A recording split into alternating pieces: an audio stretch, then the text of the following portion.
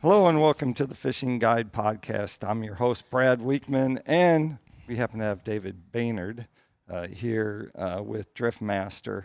And we're excited to have him because we have a lot of things to ask him. We have a lot of questions, and they make a couple products, and then they make some more products, and then you make some more products, and then why not just throw in left-handed screws, right? Left-handed bolts in there, Yeah. right? So let's get to it so we can tell them a little bit about your business and what you do.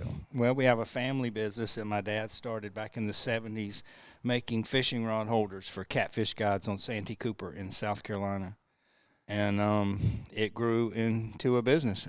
We make Driftmaster fishing rod holders, and they're sold nationwide, if not a few worldwide. And we also make bird feeders. We started making bird feeders about 25 or 30 years ago because the ones on the market just had some, there were some needs, and we'll get into that later.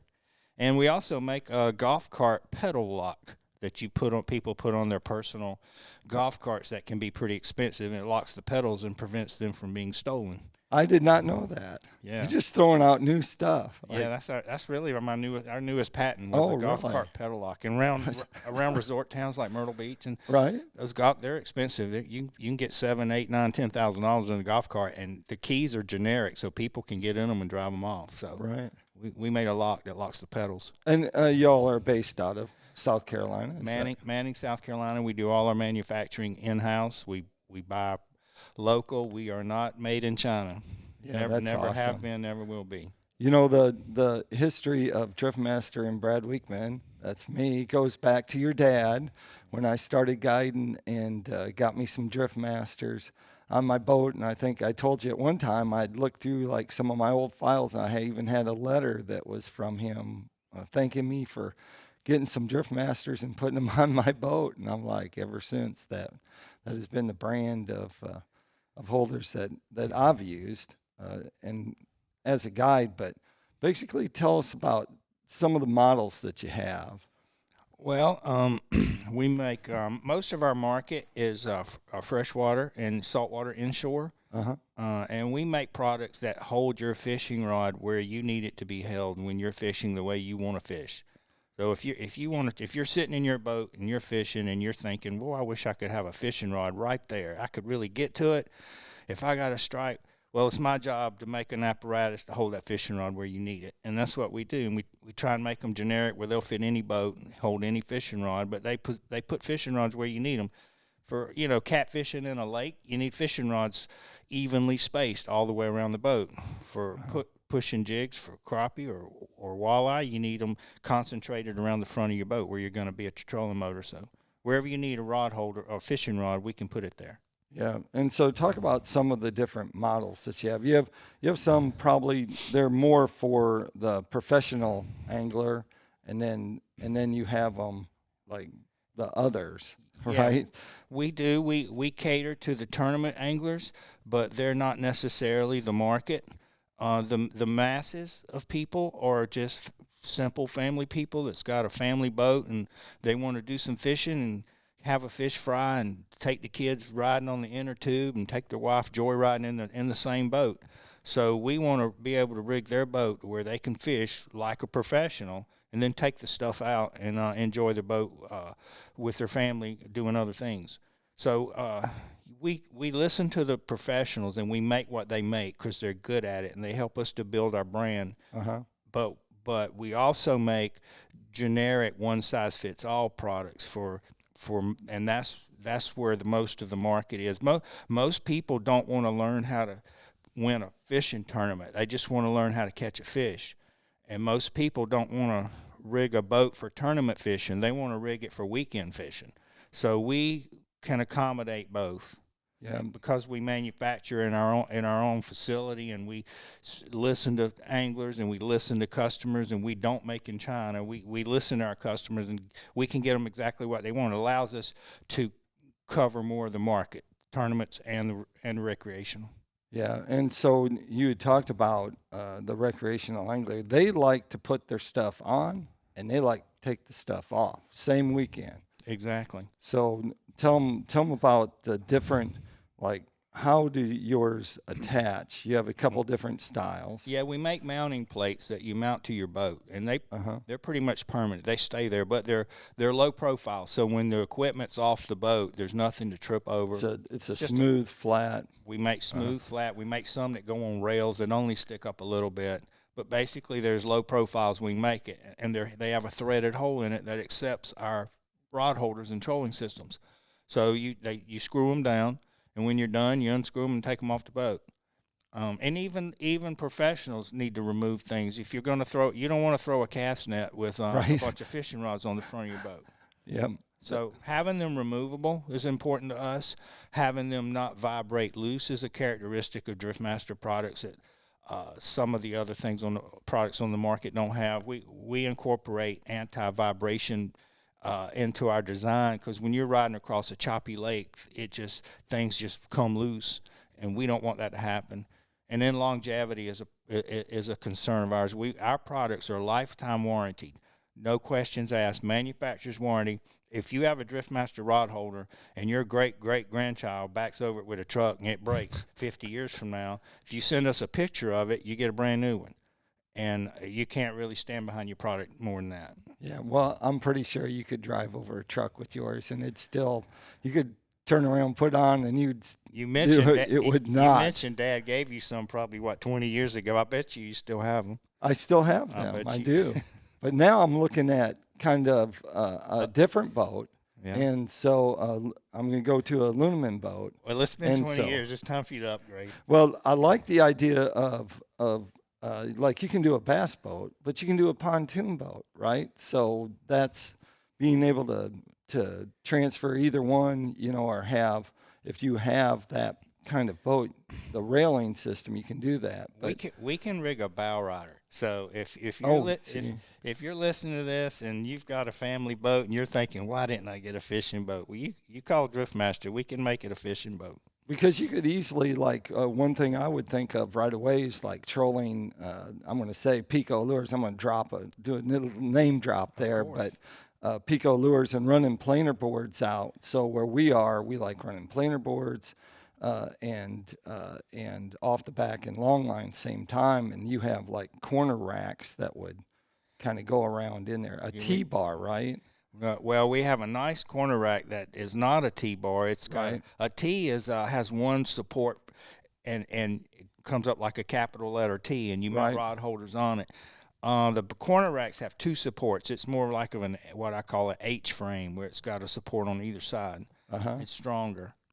So a T-bar is really good for panfish. It's good for the front of the boat, where you're up there with your trolling motor and your electronics. You don't have room for extra supports, and you don't need them. So you can put a T with a single support to hold 4 rods. In the back, the back corners of the boat, that's not really where you're walking around in your boat. You've got room there to do something. So mount a stronger rack with an extra support. And pulling planer boards is a harder pull than pushing jigs anyway, so you need more support anyway. But, yeah, we have a nice corner rack system that rigs the back corner of your boat. And you talked about vibration, and I know for a fact that you have like left-handed threads, right-handed threads. And so the guys that are fishing big fish like stripers, catfish, they're the ones that really are looking at that, right? Yeah, and the hard trollers, stripers or inshore trolling for flounder or what have you. If you're pulling baits behind the boat and you don't want the port side rods to swing to the back of the boat. You want to keep a rod angled straight out of the side of the boat, which is a good idea because you cover a lot more water when you angle. You put a couple rods facing out each side. The left threaded products prevent a rod holder on the port side from swinging to the back. It's not important for 90% of our customers, but 10% of our customers fish that way, and they need a left threaded product. And you have it available. Yes, we do. So that's the deal. Yes. And the wing nuts, wing nuts are a thing of the past. We got away from wing nuts. We use them on the center of our T-bar, but we use a serrated flange nut. And the reason we do that is when you cinch down a fishing rod holder with a wing nut, and you grab that rod holder and you turn it a little bit to the left in the direction to unscrew it, the wing nut turns with the rod holder, and then it breaks loose. Oh, I got you. And the rod holder can just spin off. With a flange nut, if you grab the rod holder and turn it, the rod holder will turn. It'll be hard to turn, but the flange nut will stay put, so it stays cinched down. So basically, you can force the rod holder to a new position and then keep fishing. You don't have to loosen the flange nut and retighten it. You can make all your adjustments with no tools. And it's the same thing with the vertical adjustment on our clamp bases. Same kind of flange nut, same kind of situation. You tighten it to where it'll hold that rod tight enough for you to fish and do what you need to do. But if you want to change your rod angle, you just grab it and push it or pull it. How about rust? Is there issues with rust with your product? No, we make all the exposed parts are stainless or aluminum. So it's and they're lifetime warranted, so against breaking. So right. If there were a rust problem, it would, we'd know it. Yeah. I can promise you there's no rust on my old one. So, I know we have to go over and we got to touch on some bird feeders and the fact you have this. Of course, we got a sneak peek. So, well, before we do that, let me just mention a website that I worked on the last couple of years for our rod holders. Some of our left thread stuff is hard to find in the marketplace and all. Okay. I have a website, driftmasterrodholders.com. It's a retail site, and it has things on it that you can't really find other places. Right. Walmart's not carrying the things. Yeah. No. Right. They did for a time, but they make a copy of our products made in Vietnam. That. So no, we don't want that. Yeah, made in the USA. I'm sure there's a little Vietnamese guy somewhere liking it, but we're all about our neighbors and local. We hire local. We buy local.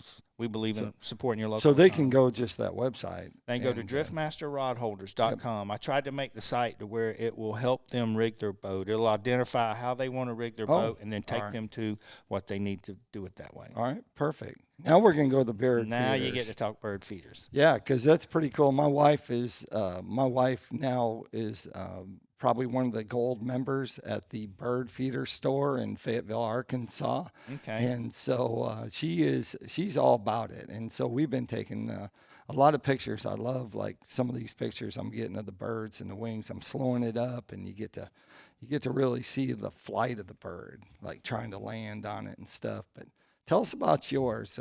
Tell us about some of the features. We started making bird feeders because of the ones on the market didn't last long enough, and they didn't protect seed from moisture, and they didn't protect seed from large birds or from squirrels. They were just issues. They were more yard ornaments than a functional bird feeder. So we patterned our feeder off of a quail feeder that was made by a company called Scruggs 100 years ago or so. They're out of business now, but they made a feeder that you could put corn in and put it in the woods to feed quail. Well, a bucket of corn in the woods is going to attract every critter there is. That's right. So they had to make it deer-proof, hog-proof, coon-proof, squirrel-proof. And we took that design. It was very crude and rough-looking, though. It was made to be on the ground. We took it and modified it to a better-looking, more decorative, but yet functional home feeder that's mounted on a pole. So our feeders are built. They're made to last. They're made to resist moisture problems, to get rid of moisture problems, you just got to keep the rain out. It's that simple. So right. We do that. And then waste problems, our feeders have a food port that the birds eat from, and they can't rake the seed out on the ground and waste it. A blue jay can empty a feeder in about 20 minutes, and he'll just dump it on the ground. We eliminated that. We make our bird feeders small bird friendly, so your small finches and chickadees can eat and not be run off by bigger, more aggressive birds, because the perches don't allow the big birds to sit and get comfortable. They can eat, but they got to leave. Right. And then that's good in a bird feeder because they will monopolize. They'll take you. A lot of the larger birds are migratory, so sometimes a year you'll get a flock of them come through your yard, and then nothing else can feed for a week till they leave. Right. So we took care of that problem. As far as longevity, our feeders are all metal, lifetime warranty against breakage. They're all metal. They're powder coated. They're pretty, and you just can't beat steel for longevity. Right. Yep. And squirrel proofing. We squirrel proof with geometry. We have a witch's hat shaped top, and we use a stovepipe squirrel baffle. And squirrels can't climb on a metal cone. They never could, and they never will. So we just use geometry to squirrel proof and make it out of metal. Talk about the perch a little bit. The perch is made special, so you've done some homework on that, haven't you? We have. It took us years to develop that perch. We started with an adjustable perch because we wanted the perch to accommodate small and medium birds and make large birds uncomfortable. We started with an adjustable perch you could screw in and out to give the bird more or less room. We found that customers didn't really want to take the time to do that. Right. You'd only have to adjust it in when the migratories came through. But anyway, we've got a perch now that steps down away from the food port. So it starts at the food port where your small chickadees will stand. Then it drops down to a level a little further away and a little further down from the food port for medium-sized birds like finches. And then it drops down a little bit more and a little further away for larger birds like cardinals. And but it's still not enough room for a blue jay to sit on it. They'd have to flap when they get a seed, and they do. They'll come get us. We don't want to starve blue jays. We just don't want them to take over our feeding. Yeah. So another issue that people have is moisture in their feeders. And have you addressed that issue? We have, and it's interesting. I got an alert on my phone the other day that South Carolina DNR was urging people to take their bird feeders down for 2 weeks and clean them thoroughly before they put them back. This was because they said that because we had a wet winter this year, there were 5 cases of human salmonella that they had traced back to people's bird feeders, and they had some bird deaths as well. So basically they were saying mildew problems was hazardous to the birds and hazardous to people, and you need to clean your feeder. Well, our feeders are sheet metal, and they really eliminate moisture problems. But even if you had, or if you want to clean it, you can clean it with a garden hose. You don't have to baby it. It's tough. Right. So you can hose it out. They're very cleanable. And so, yeah, we address the mildew problems with the design of the feeder. But if you need to clean it, you don't have to worry about it falling apart on you. Yeah, it's a very solid, but very solid bird feeder. So you talked about distance away from trees that you recommended to keep the squirrels from trying to ballet over. Yes, sometimes squirrel proofing is a process, not a destination. It's about the journey. Right. But yeah, squirrels can be amazing, and you have to put your feeder. A squirrel can't get to our feeder from the bottom, from the ground, and he can't get to it from above. But if you put it a foot from a fence, they're gonna get on the fence and hop over to it. You got to put it 6 or 8, 10 feet away. You can experiment. Right. Put it away from objects where they could jump sideways to it. But, that's easy enough. Just move it away from the fence. That's right. We've gone to people's we've actually had customers call us and say, squirrels getting on my feeder, and we pack up and go see them, get their address. and we've had people literally had a bird feeder a foot away from the fence. And we say, well, ma'am, it's just hopping over from the fence. It's not far. Let's move it. So, yeah. And they can go a long ways. They can. I suggest 10 to 12 feet. 10 to 12. That's what I would say. That's a long way for an animal that's only 4 inches tall, but they can jump. That's right. Yep. So, FatherNature.org is the website for the bird feeders. Oh, all right. Yeah. Yep. Father Nature. We just changed the design a little bit, so what you see on the website today might not look like that way in a month. We changed how we hold the feeders. We changed the pole design a little bit. So till I get some new photos on there. Should be a couple of weeks out. Yeah, and we're actually going to get one of those feeders, and we're going to take some pictures. You're going to help me with those photos. I'm going to help you with those photos. So we're pretty excited. My wife will be, she'll be posting out some stuff on Facebook, and I will too, with some pictures of the feeder. So if you want to see it, you can go to our Facebook page, and then David will be sharing the same photos on his Facebook page or on his website too.